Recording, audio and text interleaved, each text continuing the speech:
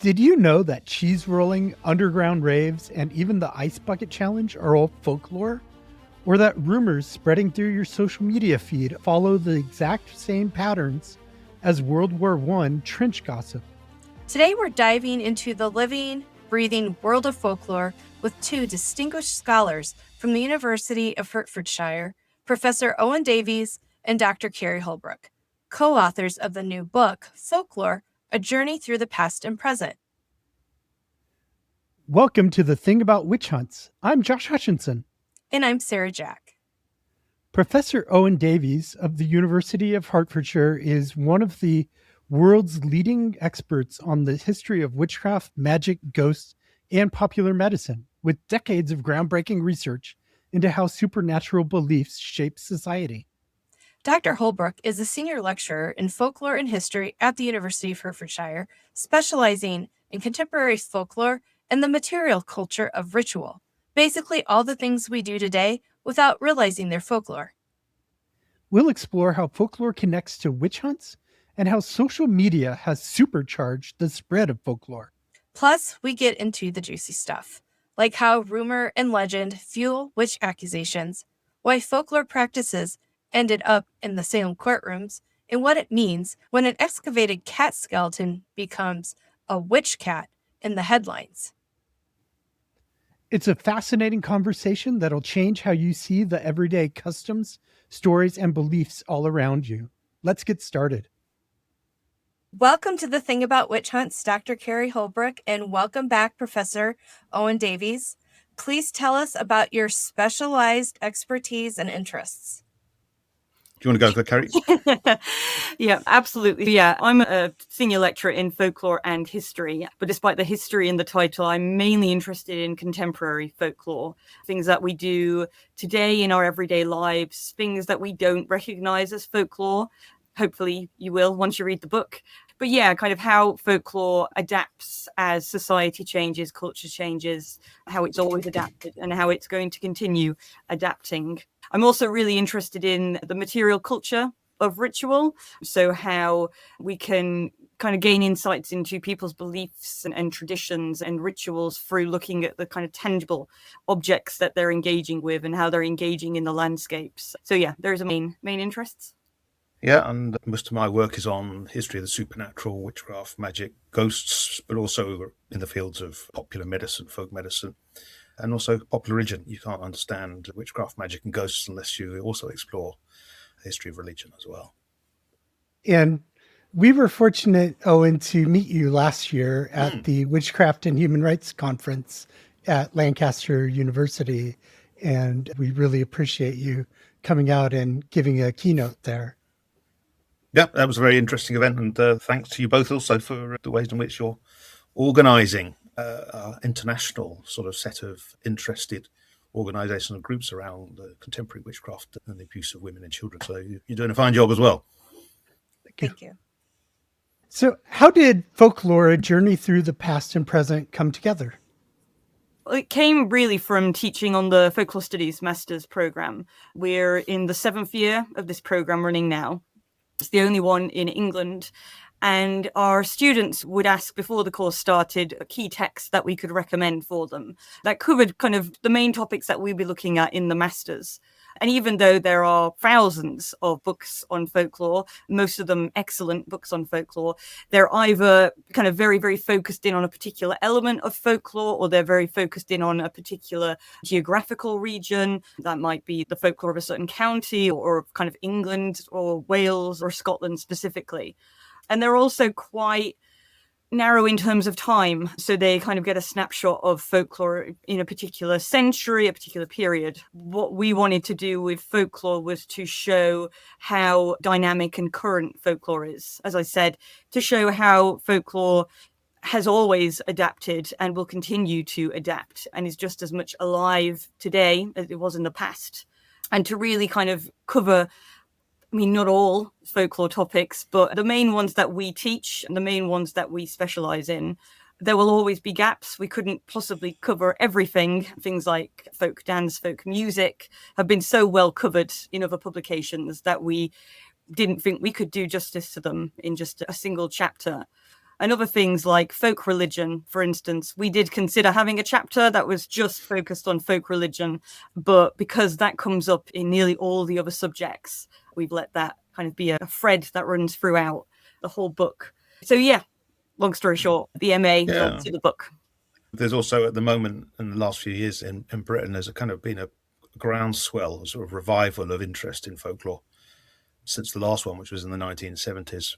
So there has been huge numbers of books. Most of them, as Ceri was saying, aren't particularly analytical, but a lot of them are coming from a kind of very good, this is not criticism, but coming from a kind of creative angle.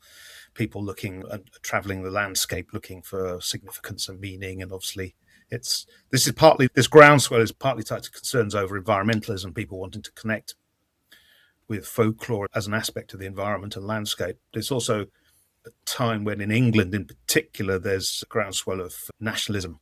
And as in many other countries, nationalists do tend to try and draw upon what they consider to be true, authentic folklore of the English.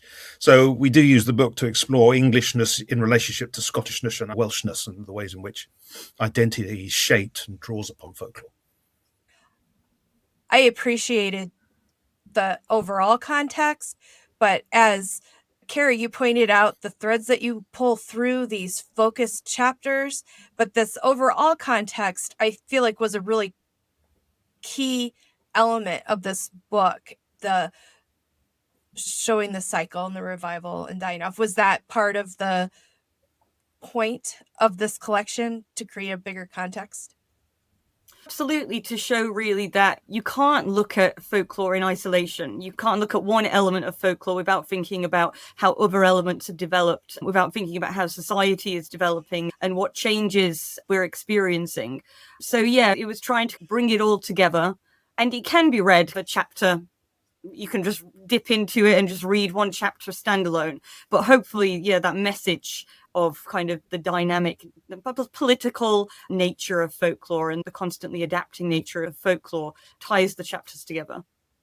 We have a line in the introduction which basically says, after they're reading this book, people might start realizing that what they're doing is folklore, because the idea is that actually people are shaped by folklore, whether it's an intimate level or a domestic level or national level or regional level, and people are doing things which folklorists would go, well, that's folklore, but the people doing it aren't necessarily realizing that or thinking in those terms anyway. On that note, what does folklore actually mean? What is included? What might somebody be doing that they don't realize is folklore? I'm over to Ceri on that one.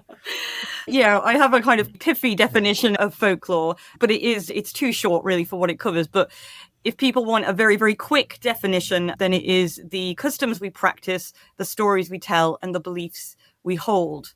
But obviously, beliefs, when does religion become folklore? So those lines are very, very blurred. Stories that we're telling, when does that kind of a memory, your kind of retelling of something that happened to you, when does that become folklore? Again, a blurred line.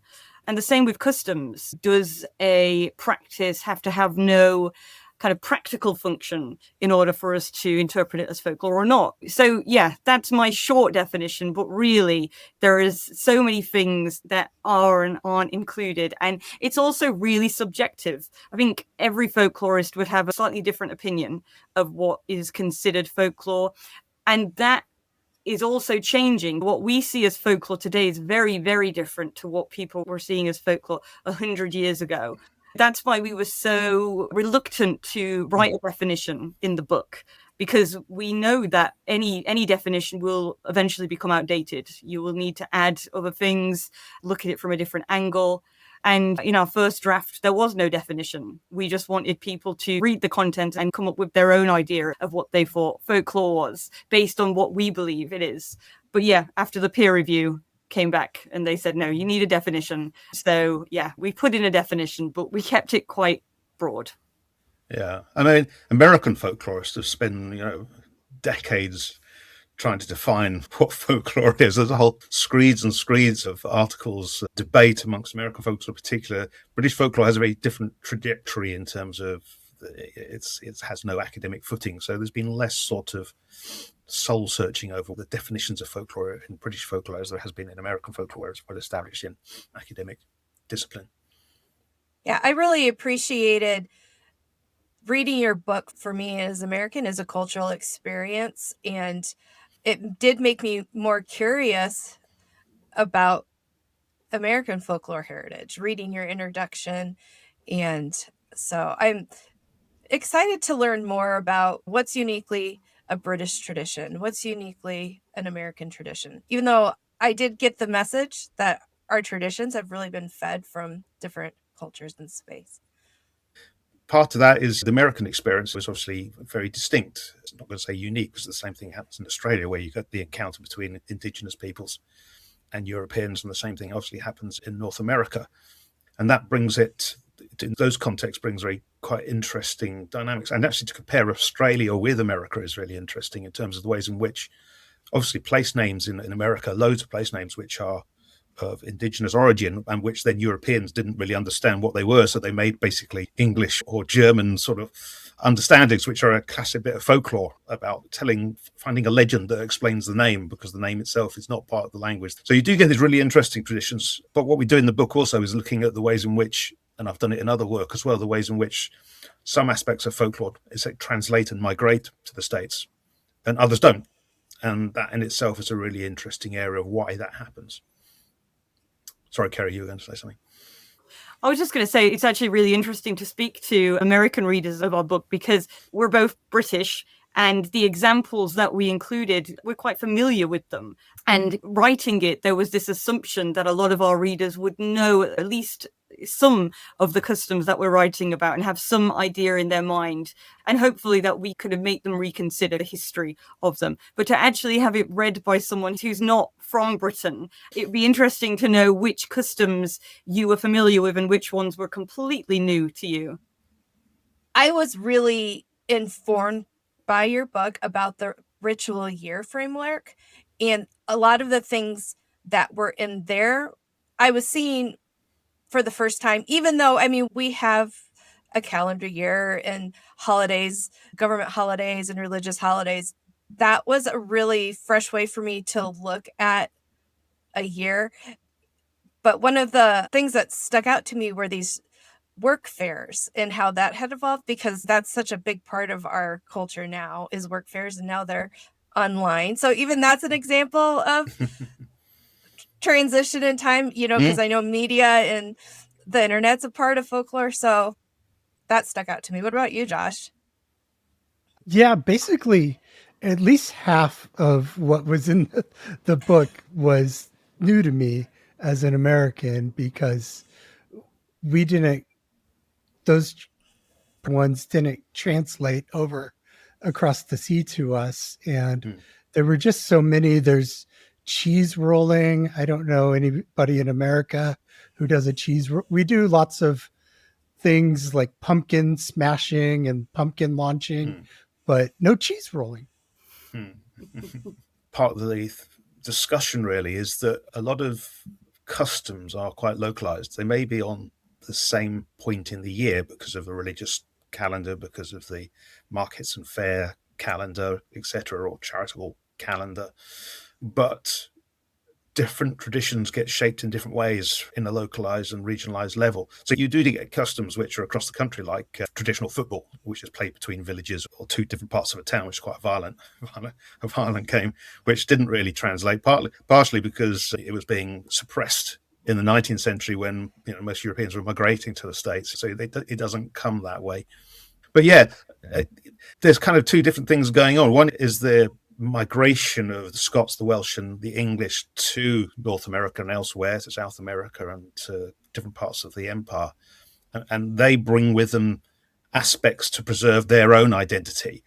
And that normally sheds all the stuff which has got to do with drinking and aspects of festivity. It's a more decorous sort of form of the folklore that ends up in America and Australia, etc. There's some complex processes going on. I just have to share this one little tidbit that just jumped in my mind, Owen, when you were talking about the football. So I'm here in Colorado, and there's this daily podcast Colorado Public Radio puts out every day. It's a few minutes, 10 or 15 minutes. And yesterday they were covering, basically it was a tunnel rave that popped up.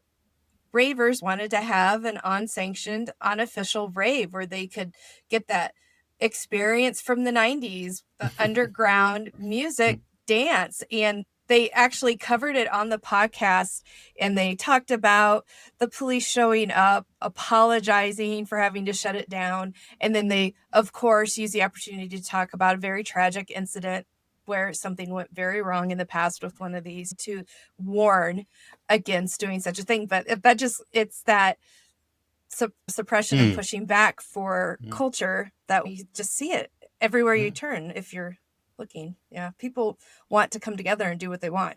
Yeah, one of our former MA students did a really good assignment based around underground rave culture. Basically, he was taking a folkloristic lens and looking at sort of the rituals and the reactions, exactly as you're explaining, Sarah. The reactions to it, the reason why it's underground is based around a whole series of tropes regarding young people and what's meant to be illicit behavior, and obviously drugs as well. But yeah, you can study exactly that from a folkloristic lens and with a historical sort of gaze on it as well. How does the modern mass media accelerate the development of folklore beliefs and interest in folklore? Hugely so. Absolutely huge. I mean, it's not only kind of sped up the transmission, but it's just globalized it. That idea of folk groups aren't geographical really anymore. You can be a member of a folk group with somebody who lives in a different continent to you, and you can be sharing lore with them within seconds. And you just think, when things go viral, you know, how rapidly and widely they spread. Things like what we write about in the book, the Ice Bucket Challenge, for instance. I mean, that was big in America as well, wasn't it? Yeah. Yes. And kind of how huge that very, very quickly became.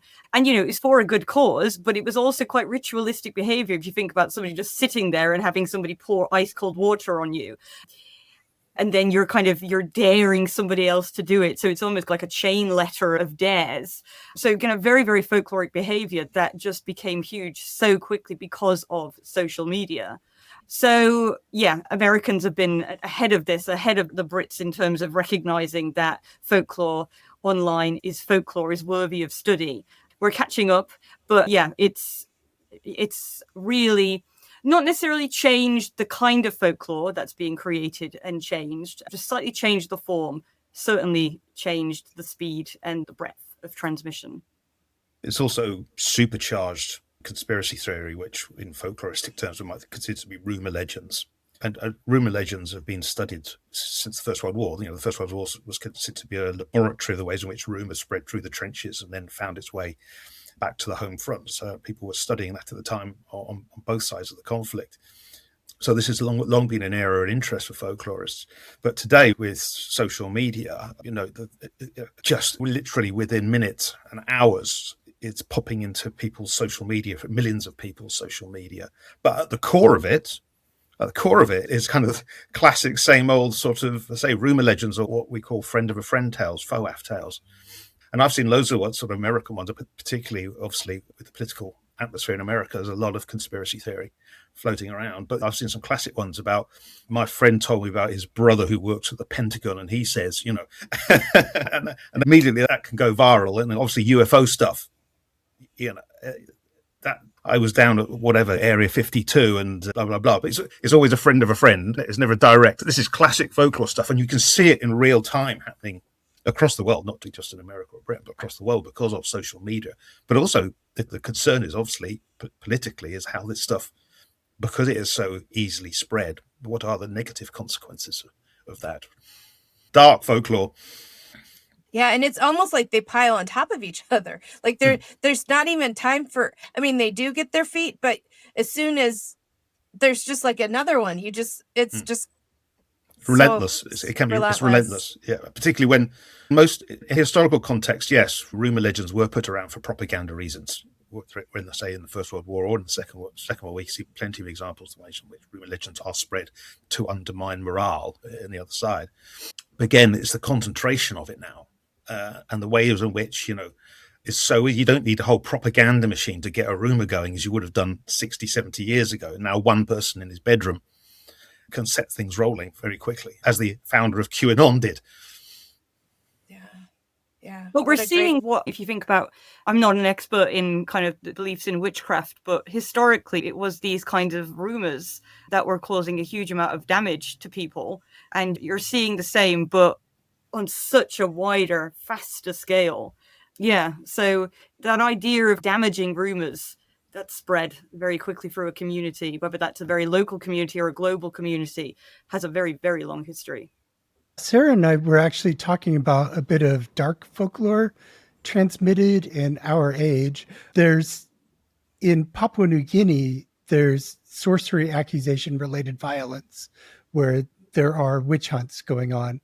But we've heard from people in Papua New Guinea that there was also a period of Dracula hunts because the movie Dracula had been imported into the country and people were looking for vampires. That's one of those classic example of cultural transmission, whereby you see that in a non-dark form. The founders of manga, for example, were really interested in European and classical myth. And so actually, in a benign way, if you look at a lot of manga for 60s, 70s and today, you'll find a lot of kind of ways in which they're drawing upon European or classical types of monster, for example. So you can see how these, as you're saying, with a Dracula or whatever, bloodsuckers can easily be drawn into other cultures through cultural contact. Speaking of witch hunts, how does folklore intersect with witch hunts? Oh, Over to you. Multiple, yeah, well, no, it's multiple levels, isn't it? Ceri was just bringing it up, the point about rumour and how rumours spread. Obviously, that's fundamental to many witchcraft accusations, particularly if you look at a lot of classical sorts of accusations in a place like England, which has a common law, as it does in America, and you see the witness statements from witch trials, you can see it's 15 up to 30 years worth of people having experiences and suspicions of that person. And you read those depositions and go, well, 15 years ago, I was walking past the house and suddenly I went lame or whatever, boom. So people dredge all of this stuff up, which has been discussed and circulated within the family or elsewhere. For that one moment when an accusation is formally made, it kind of unlocks decades worth, sometimes, not always, but it can do, unlike decades worth of rumour that has circulated of what Ceri was talking about, memorits, the idea is the ways in which an actual experience, often of the supernatural, ends up becoming a bit of folklore, and then on the process gets embroidered on the way. And you see all this sort of mixing up in some of these accusations. So, that aspect of it is really important. Obviously, there's the archetype. We talk about that in the book, the stereotype, the stereotypical witch. I think in the book, I'm banging on these kind of three typology of witches for decades now. But anyway, one of my typologies is the kind of folkloric witch. And these people, these classic stereotypical ones who look the part, live the part, so to speak, are rarely ones who actually end up in accusations in terms of formal accusations or trials. But they're there, and we can find them in 17th century sources, whether it's here or continent. There are these people who are living out lives under the suspicion of witchcraft, but it's in a more folkloric way, which, as I say, sometimes never gets to the point of accusation, but they are witch-like. So that's really quite important for understanding witch trials, having that folkloristic perspective on it. I was thinking, in Salem, we have a lot of those examples of 17 years ago, so-and-so told me if I ever cheated them again, they would stick to me like the bark on a tree, or they told me to go to the devil 25 years ago. And I was thinking that those like memorits, they create a legend of the person that's being accused of witchcraft. You have this whole folklore around what the person is capable of and what things people have witnessed in the past. Yeah. And then, of course, you have the folk tests that were happening in the courts in New England, but specifically Salem, with the magistrates having touch tests and working with puppets. Why do you think that these practices had legal authority, folklore practices having legal authority? Depends which ones we're talking about. If it's cruentation, which is essentially a trial by blood, in other words, you touch the body and it bleeds, and that is proof. Or you've got swimming witches, of course, as well as another one, or weighing on the church Bible. all these things are only quasi-official. They're not. It's not formally evidence that is recognised by courts generally. But the juries in these trials, they may be of a certain status, obviously, but they have to be on the juries. But at the same time, they are part of their community, and they do share the same sets of beliefs and ideas as the people accused and people who are making the accusations. So there are a shared set of ideas and beliefs which transcend social level and education, but they're generally not specific. I mean, Swimming Witches is the classic one, which, yes, the evidence does get introduced into courtrooms, but at the same time is usually, certainly later on, dismissed or not really taken into account as a trial. But it's discussed and it's talked about, etc. So, yeah, we sometimes over-exaggerate social differentiations based on property with distinctions of a cultural or belief level or tradition level where things are shared. And I imagine, again, I'm not an expert, but I imagine in this kind of quite uncertain situations, they were relying on what they believed they knew. They relied on those folk beliefs that they'd had up until that time. And as Owen said, that kind of those beliefs will have just cut across class. And even if they weren't making it into the official verdicts and things, they would have been part of people's thought processes, because you do, when you're in an uncertain situation, you fall back on what you believe you know. And people are also, in those trials, people are, those who are making the accusations, those who are witnesses in court, having their depositions taken, they're making decisions about what they say, how they say it, what beliefs are acceptable or not acceptable. And again, if you look in a British context in an English context, I should be more specific, where there's no torture involved, apart from the Matthew Hopkins era, you very rarely get talk about, I saw the witch flying over my house, or the witch flew here, or a witch flew there. Now, but if you look at folklore of the period, it's a common thing. And again, the folkloric witch is one of the key properties of folklore, so they can do that. They can fly around. But people are clearly, when it comes to making formal legal accusations, are going, well, but maybe that's probably not the sort of evidence that is going to get me to where I want, which is to get rid of the witch. So again, we sometimes don't think through the ways in which what people are saying in those court records is carefully calculated. We need to give agency to these people, no matter how unpleasant it is that they hold in these beliefs and trying to get someone executed. It's all about strategizing. We encounter a lot of myths about witch trials and witch hunts when we're interacting. So I feel like there's this whole folklore that sprung up about the folklore, the meta level of folklore. But some things we get are, in Salem, they burned the witches. In Salem, they were accusing because of ergot, and they were all poisoned and drugged out of their minds. Things like that. Are those kinds of explanations that arise of things? Are those typical of how popular explanations become embedded in lore? Well, I mean, the idea of folklore is an interesting one. I think there's lots of examples, isn't there, Ceri, of the ways in which folklore is consciously or subconsciously developed for a purpose. It's not organic. It is actually someone's thinking about the creation of X legend or X custom or X ritual. We tend to think of it organic, as though somehow it springs from the earth, Yeah, so often you may not be able to trace the kind of the origins of a piece of folklore, but they will have been shaped by a person with an agenda, whatever that agenda was. It could have just been like, I'm going to create something so that my family can have a good time. Or it could be a political agenda, it could be religious. So it's individuals and groups who are consciously creating a lot of the folklore. And how it changes tends to be more organic. But I think that idea. And also, as I'm sure you'll know, People love the idea of witches. They want to see them in so much of the kind of mystery that they've come across in history. So much so that there is that folklore of witchcraft that's so firmly embedded.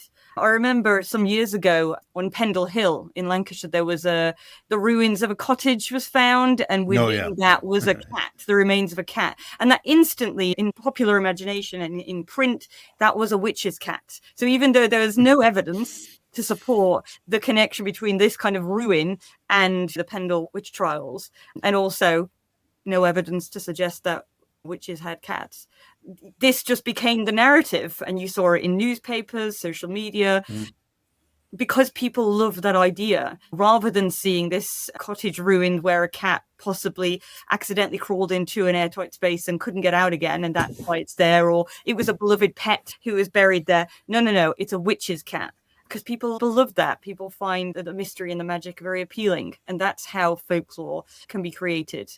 And again, we have that agenda. I don't know who found it, and I'm not sure who was the first person to write about it, but that was going to sell papers more than cat remains found in ruins. Having that word witch, the headline, that will have sold papers, that will have generated interest. So again, we have that agenda creating folklore. So yeah, you see that in so many things.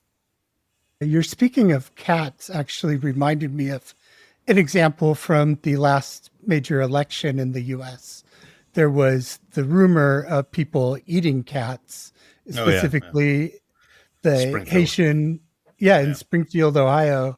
There was that rumor because it started with the missing cat flyer. And then somehow that got connected because it was politically expedient. It was the agenda was immigrants are bad. So that rumor was able to spread all over the country just based on nothing. Yeah, no. And several American folklorists quickly got onto their podcasts about that one because they were basically saying this is a classic folkloric trope of sort of outrageous, whether it's cannibalism or eating animals and dogs. It's an old one. You can trace it back centuries. So yeah, folklorists were immediately going, oh God, here comes that one again, and was sadly quite effective. That's the power of it. It's instantly picking up, knowing how you're going to pick up on certain motifs, which will basically provoke certain types of emotional reaction or fear. Boom. That's the effect. But you've got to know your folklore to do it properly. We saw it with Brexit. Folklore they created about the EU as the evil overlords. And again, it worked. It worked. It was successful, sadly. But that was deliberately seeded for political purposes and by the British right-wing press. So basically, they were people like Boris Johnson were making up stuff which become essentially legends, but he was making it up for bashing the EU. So things like bendy bananas, that we had the things that the EU was going to ban bendy bananas and we could only get straight bananas. That's a classic bit of folklore, but behind it is a very pernicious intent. And these things tend to then permeate and start getting made on from the ground level as well. So there was an example that in another thing I wrote about ice cream vans, and in the early 2000s, in the northeast of England, there's a type of red raspberry sauce which is called monkey blood, and it's only known as monkey blood in northeastern England. But anyway, someone was asking for some monkey blood on their ice cream from an ice cream van, and the bloke going, sorry mate, it's been banned by the EU, which is absolute rubbish. They're saying we can't call it monkey blood anymore because the EU, we can't say monkey blood. Which is absolute rubbish. The EU really has not got their ear to the ground about the northeast dialect and ice cream monkey blood. But there you go. It spreads and other aspects of it develop.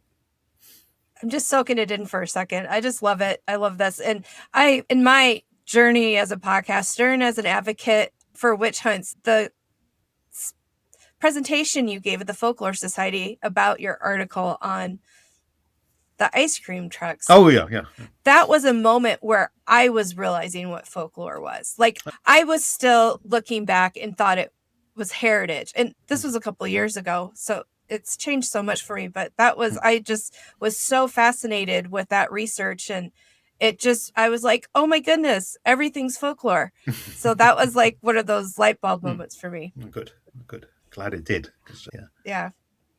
Yeah, I was kind of surprised. There's some folklore in the book that I'm familiar with because I believed it, at least as a child.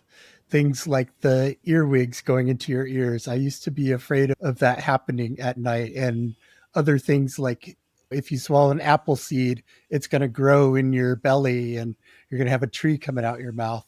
It's absurd looking back on some of that, but I bought into it. It's everyday kind of things. But also children inventing their own stuff, don't they, Ceri? You know? Oh, yeah. So I distinguish between kind of the folklore that we often associate with children, the things like carving pumpkins or writing letters to Father Christmas, Santa. But actually, so much of what children do, and so many of the stories that they tell, familiar with at least, are instigated by adults. So the adult will sit them down and say, let's write a letter to Santa. The adult will tell them a fairy tale or sing them a nursery rhyme, and that kind of enters their consciousness. Child law is something different. Child law is the law that is passed from child to child without adult intervention, often without adults knowing about it or approving of it. There are so many examples of this just in the playground of rhymes that children tell. I don't know whether 6-7 is still a big thing in America. Yes, it's absolutely 6-7. 6-7, everything 6-7. And nobody really knows what it means, and the children don't know what it means. But I dropped my son off at school, and it's written on all the walls. People have written the condensation, and I think the Prime Minister, Keir Starmer, said it in a school the other week, and was told, no, we don't say that, we don't encourage that. What's really interesting is that that's an example of child law. That's just children doing it, and it's kind of part of their language, part of their expression, and yet it's being banned in schools, which is bizarre to me because it's not offensive, it doesn't hurt anybody. But there are so many things flying around online of kind of videos of Santa saying, well, any child who says 6-7 isn't getting presents this year. And so we're utilizing folklore, the folklore of Father Christmas and Santa, to actually suppress child law, to say, no, you're a bad boy or girl if you say 6-7.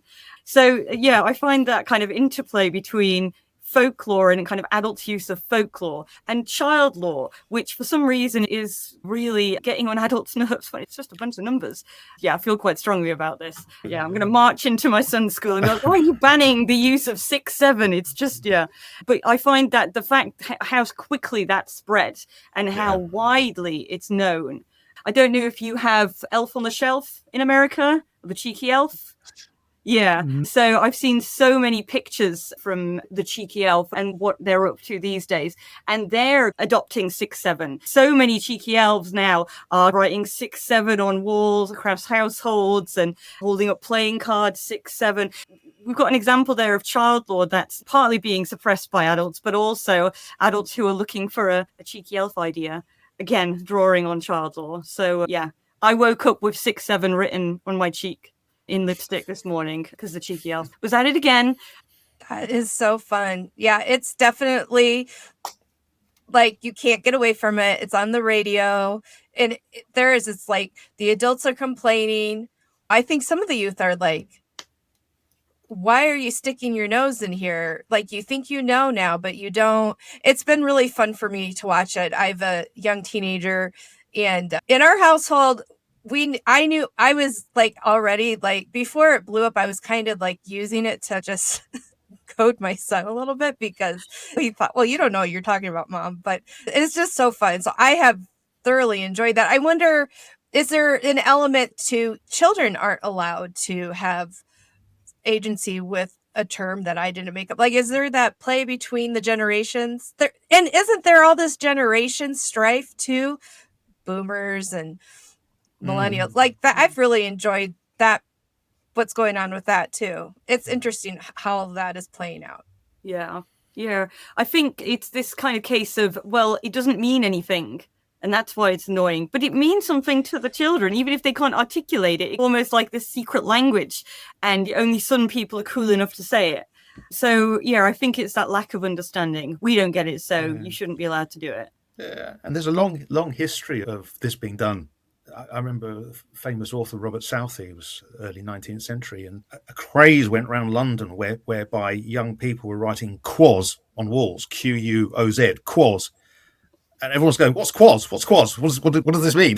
And it's spread. So the quaz, and you've got all these middle class people. What the earth is going on here? I don't understand this. But that was exactly the point again. That was exactly the point. It was a kind of code, and the whole point was to provoke, but at the same time had no ostensible meaning to it. So quaz.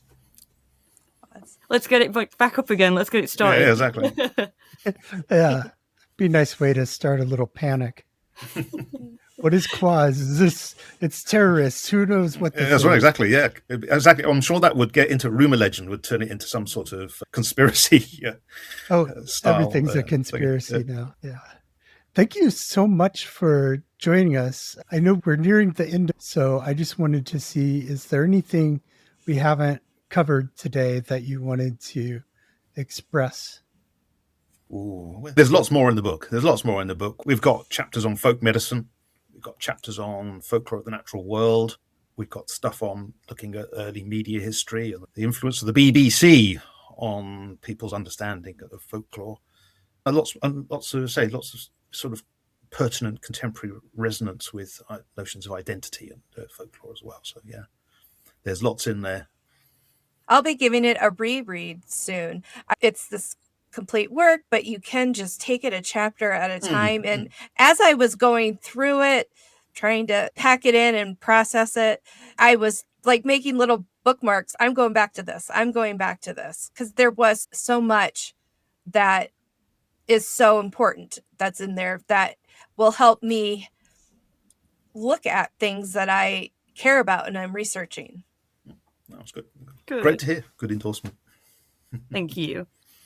I thought of just another one that stood out to me in there with the nature folklore was around the cuckoo bird.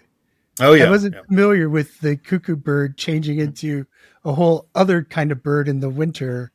So that explains why you don't see them Exactly, in winter. That it kind of makes a little sense to it. Well, exactly. A lot of that lore makes sense within the context of the time. I mean, it's only in the late 18th century that anyone understood migration fully. So a lot of that folklore is, in one sense, common sense trying to make sense of the things around you, but it just happens to be completely wrong.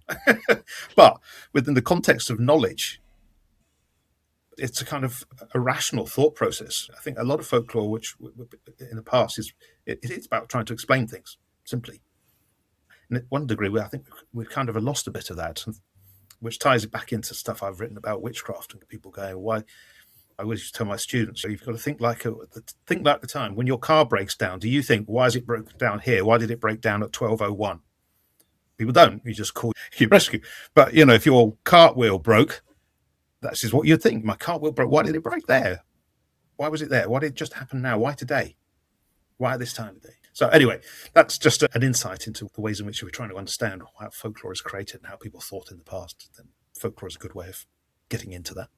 And how much do we think we know now that's going to turn out to be folklore in 100 years' time? That's something I would like to be around to find out. Thank you so very much. This has been wonderful. Thank you, George. Thank you, Thank Sarah. you for having us. Thank you. What an incredible conversation. I hope you're as fascinated by folklore as we are now.